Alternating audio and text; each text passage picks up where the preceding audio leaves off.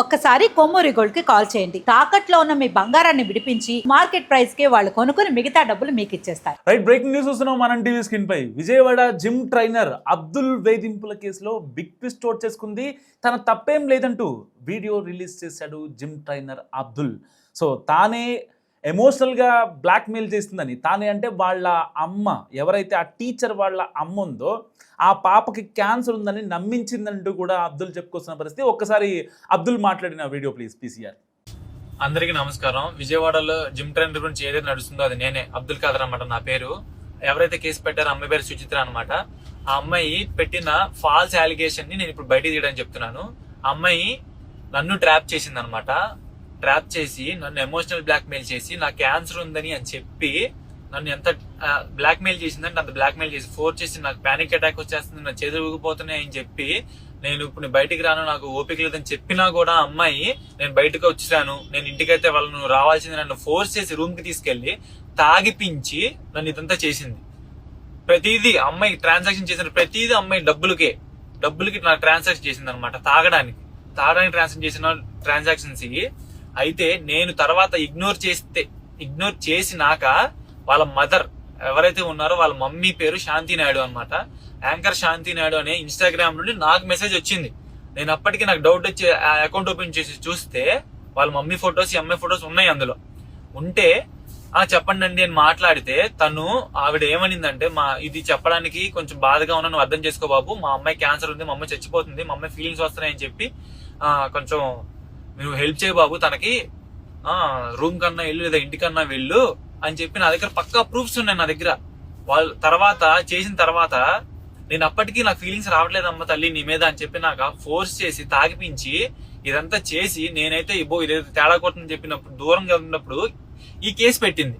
Case పెట్టినాక ఈ case నడుస్తున్నప్పుడు కూడా అమ్మాయి నాకు మెసేజ్ చేసింది అనమాట. చూడండి, కలువు అన్ని వదిలేస్తా, తాగి మెసేజ్ చేస్తున్నా, మొత్తం అన్ని వదిలేస్తా, కలిసి ఫక్ చేయి. ఏంటి సార్ ఈ మాటలు? మీ అమ్మని తీసిన 15 మినిట్స్ వీడియో కూడా నేను బయటికి తెస్తా అంటుంది.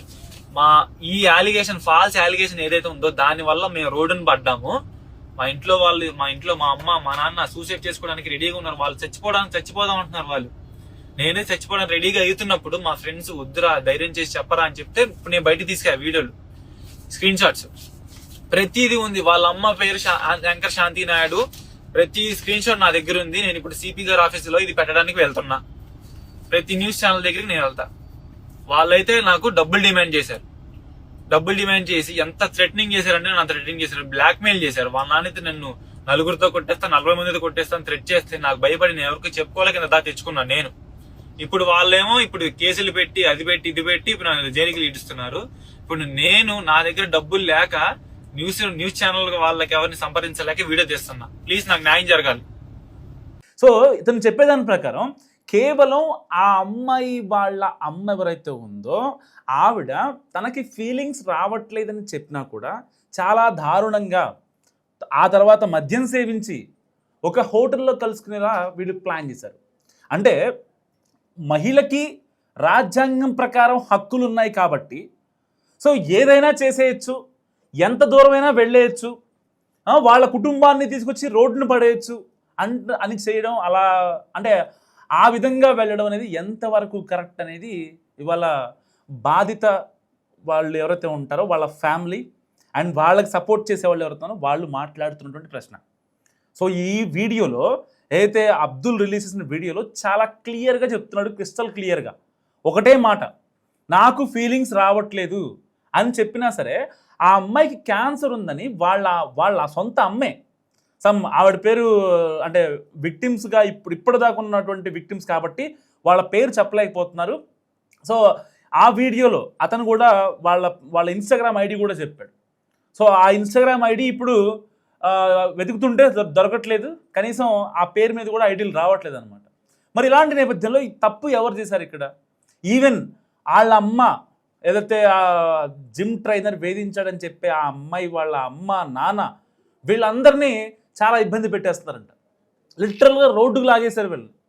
దీనికి మళ్ళీ లవ్ జిహాద్ అని పేరు రాయటం, ఇట్లా వేధించాడు, సోషల్ మీడియాలో పరిచయం అయిన తర్వాత అది ప్రేమగా మారింది, అని చెప్పి మాట్లాడటం. లేదంటే కనుక ఆవిడ కొంచెం లావుగా ఉంటుంది కాబట్టి జిమ్కి వస్తే ఆవిడ సన్నపడద్ది, సో రేపొద్దున మంచి పెళ్లి చేయొచ్చు అని చెప్పి ఇతనే చెప్పాడంట, ఈ అబ్దులే చెప్పాడంట. దానికి సంబంధించిన కొన్ని ఏదైతే వాళ్ళ దగ్గర ఉన్నటువంటి వీడియోస్తోనో ఇతను బ్లాక్మెయిల్ చేసినట్టు, ఎప్పుడైతే ఆ హోటల్ రూమ్కి తీసుకెళ్ళిన తర్వాత ఆ అఘాయిత్యం జరిగిన తర్వాత వాళ్ళ అకౌంట్లో ఉన్నటువంటి డబ్బుల్ని ఆ మత్తుమంది ఇచ్చి ఆ అమ్మాయికి ప్రోటీన్ మిల్క్ షేక్ లాంటిది ఒకటి ఇచ్చి దాంట్లో మత్తుమంది కలిపి ఇతనే చేశాడని చెప్పి ఒక పెద్ద స్క్రిప్ట్ తయారు చేశారు వాళ్ళు. సో అంటే ఇక్కడ ఎవరిని కూడా ఉద్దేశించి మాట్లాడేది కాదు. ఆల్రెడీ ఇతని దగ్గర సాలిడ్ ప్రూఫ్స్ చూపిస్తున్నాడు, సాలిడ్గా ఉన్న ఎవిడెన్సెస్. వాళ్ళే టెంప్ట్ చేశారు, వాళ్ళే కొన్ని అసభ్య పదజాలంతో వాళ్ళు చాట్ చేయడం జరిగింది. ఇంత చేసి ఇతను వద్దు అనుకునే టైంలో ఎలా మాట్లాడతారు? అప్పుడు వెళ్ళి వచ్చి కేసు పెట్టడం నిజంగా ఎంతవరకు కరెక్ట్? ఐఫోన్ అడగలేదా? ఇతను డబ్బులు అడగలేదా? ఒక జిమ్ ట్రైనర్తో నిజంగా మీరు కనుక అక్కడ వెళ్ళి లావు తగ్గడమో లేకపోతే బరువు పెరగడమో టమ్మీ లాస్ అవ్వడమో ఇంకోటి చేసి ఉంటే అది అందరూ హర్షించేవాళ్ళు. అతన్ని కావాలని అతనికి మద్యం సేవించి ఫీలింగ్స్ రావట్లేదన్నా సరే, మరి ట్యాబ్లెట్ వేసారో పోవడం ఇంకేం మరి మనకు తెలియదు ఇంకా మధ్యలో ఏం జరిగింది. ఇతను కూడా సగం సగం చెప్తున్నాడు, కానీ సాలిడ్ ప్రూఫ్స్ మొత్తం చూపిస్తున్నాడు. అంటే ఏం చేయాలి ఇలాంటి వాళ్ళు? కేవలం సమాజం అండ్ రాజ్యాంగం కేసు పెట్టే ఒక ఇది ఉంది కాబట్టి మహిళా విక్టిమ్ కార్డుతో డైరెక్ట్గా వెళ్ళిపోయి కేసులు పెట్టడం నిజంగా ఎంతవరకు కరెక్ట్ అని చెప్పుకోవాలి. ఇలాంటి ఎన్ని ఘటనలు చూడలేదు మనం. రీసెంట్గా ఐపీఎస్ స్టోరీ చూడలేదా? ఉదయ్ కృష్ణారెడ్డి సేమ్ ఇష్యూ కదా, దాంట్లో కూడా సేమ్ ఇష్యూ. కలిశారు, తిరిగారు, మాట్లాడుకున్నారు, అంతా బాగానే ఉంది. కట్ చేస్తే అత్తాపూర్ పిఎస్లో కేసు. ఇక్కడ కూడా జిమ్ ట్రైనర్ విషయంలో కూడా ఆ అమ్మాయి ఒక టీచరు, ఒక ప్రైవేట్ స్కూల్లో టీచర్గా వర్క్ చేస్తుంది. సో ఇతను లేదమ్మా నువ్వు తగ్గిపోతావు, వెయిట్ మొత్తం లాస్ అయిపోతావు, నెక్స్ట్ లెవెల్లో ఉంటుంది, నువ్వు చూడడానికి బాగా కనిపిస్తావు అని చెప్పి ఇతను కావాలని వాళ్ళనే ప్రొవోక్ చేశాడని చెప్పి ఇలాంటి ట్విస్టులు దీంట్లో. అంటే సమాజం ఎడిపోతుంది అసలు.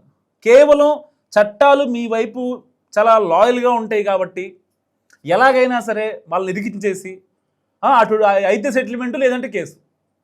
ఐఫోన్ అడిగారు, డబ్బులు అడిగారు, ఏం మాట్లాడలేదు వీడు, సో అందుకే వెంటనే కేసు పెట్టేశారు. నిజంగా అంటే ఒక విక్టిమ్ కార్డు ప్లే చేయడం ఇంకా ఎన్నాళ్ళు? అసలు ఇబ్బంది పెట్టింది మీరు, వేధించింది మీరు, గొడవలు చేద్దాం అనుకుంది మీరు, కాన్స్పిరసీ చేసింది మీరు, కుట్ర చేసింది మీరు. మళ్ళీ పైపెచ్చు వాళ్ళని విక్టిమ్స్ అంటే, వాళ్ళని అక్యూజ్డ్ అంటే ఒక బాధితుడిని నిందితుడు అని అనటం ఎంతవరకు కరెక్ట్?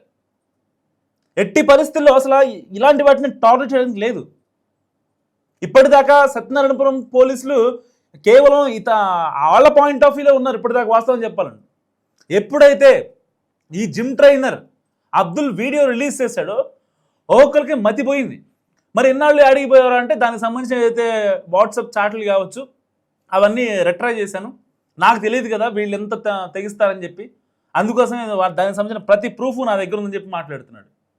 నిజంగా ఇలాంటి ధోరణి కరెక్ట్ అంటారా? ఒక జిమ్ ట్రైనర్ అనే కాదు, రేపొద్దున ఇంకొకళ్ళు, రేపు ఇంకొకళ్ళు, ఎల్లుండి ఇంకొకళ్ళు.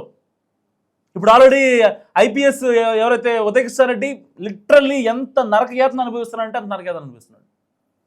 అతను ఒక కానిస్టేబుల్ నుంచి వాళ్ళ అమ్మమ్మ గారు ఎవరైతే ఉన్నారో ఆవిడ కూరగాయలు అమ్మి చదివించిన డబ్బుతో అతను కానిస్టేబుల్ అయ్యి తన మనసుకి భంగం కలిగింది, తన క్యారెక్టర్ని ఇచ్చేశారని చెప్పి ఒకే ఒక్క రీజన్తో ఆ కానిస్టేబుల్ పోస్ట్ కూడా తృణప్రాయంగా పక్కన పెట్టేసి దాని తర్వాత బయటకు వచ్చి చేశాడనమాట. కట్ చేస్తే ఐపీఎస్.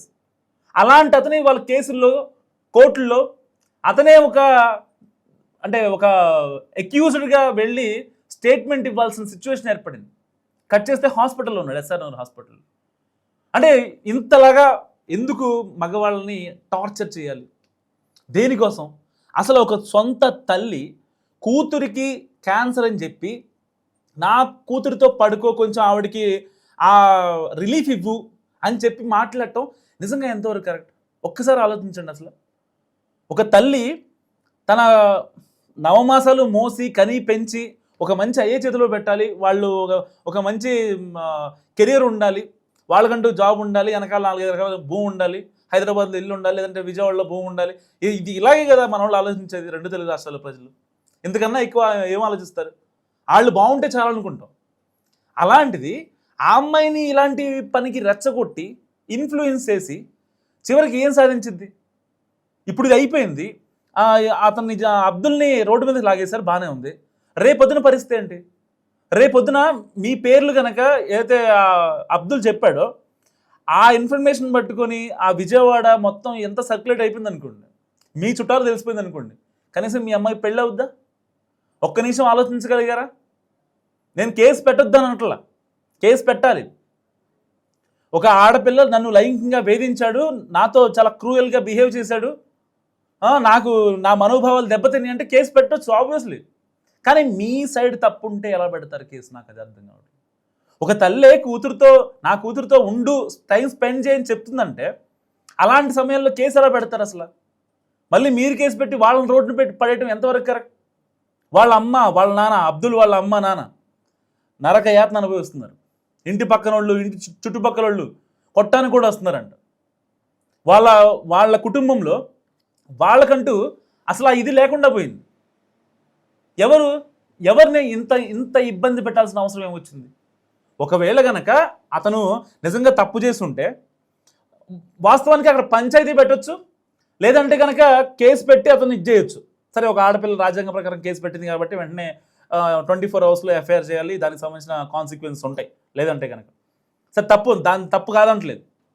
కానీ తర్వాత మీరు మునిగిపోతారని మీకు గుర్తులేదా? ఒక ఆడపిల్లకి నిజంగా ఇబ్బంది అయింది, తర్వాత ఎలాంటి కాన్సిక్వెన్స్ ఫేస్ చేయదు అనే ఒక 100% హోప్తో మాత్రమే వాళ్ళు స్టేషన్కి వెళ్తే బెటర్. తప్పు వీళ్ళదుండి మళ్ళీ రేపొద్దున కనుక కేసులు తారుమారైతే మీకు ఎలాంటి పరిస్థితి ఉంటుందంటే, అంటే నేను ఇక్కడ ఏ మహిళల్ని బెదిరించట్లేదు, ఎవరిని కించపరచాలని నా ఉద్దేశం కాదు. చాలామందికి చట్టాలలో లొసుగులు తెలియకుండా వెళ్తారు. చాలామంది మా లాయర్ చూసుకుంటారు, లేకపోతే ఇంకోళ్ళు చూసుకుంటారు, వీళ్ళు చాలా పెద్ద క్రిమినల్ లాయర్, వీళ్ళు వాదిస్తారు. లాయర్లు ఉన్నదే వాదించడానికి, వాదిస్తారు కూడా, వాదించాలి. లేదంటే చాలామంది బయట తిరగరు, చాలామంది లోపల కటకటాలకి ఊసలు లెక్క పెడతా ఉంటారు చాలామంది ఆ లాయర్లు లేకపోతే. చాలామంది పొలిటీషియన్స్ కావచ్చు, సామాన్యులు కావచ్చు, చిన్న చిన్నగా రాజకీయ నాయకులు కావచ్చు, కొన్ని వేల మంది స్టేషన్లో లాకప్లో ఉండాలి, లేకపోతే జైళ్ళని నిండిపోతాయి ఈ లాయర్లు లేకపోతే. సో ఇక ఎంతవరకు మాకు ఇదే జరిగింది, కానీ మీరు చేసింది పక్కన పెట్టేసుకొని మీకు జరిగిన అన్యాయాన్ని చూపిస్తానంటే రేపొద్దున కోర్టు ఎలా ఒప్పుకుంటుంది? ఒక కాయిన్కి 2 వైపులా చూసేదే కదా కోర్టు అంటే. అక్కడ బాధితుడు ఇంపార్టెంటే, నిందితుడు ఇంపార్టెంటే కోర్టుకి. ఒక్క బాధితుడే కాదు, నిందితుడు ఏ పరిస్థితిలో చేశాడు, ఎవరు చేయమంటే చేశాడు, దానికి విట్నెస్లు, దానికి ఎవిడెన్సెస్, ఇవన్నీ చాలా ఇంపార్టెంట్ కదా. ఎందుకు మర్చిపోతుంది మహిళా లోకం? నా సూటి ప్రశ్న అందరి మహిళలకి. మీరు ఇబ్బంది పెట్టుకుంటూ మీరే మీ స్వలాభం కోసం లేకపోతే మీ ఫేమ్ల కోసమో ఎందుకు బయటకు వచ్చి మాట్లాడాల్సిన అవసరం వస్తుంది? ఎందుకు కేసులు పెట్టి ఇంత దారుణంగా ఇచ్చేయాల్సి వస్తుంది? మీరేమనుకుంటున్నారో మస్తు కామెంట్ చేయండి.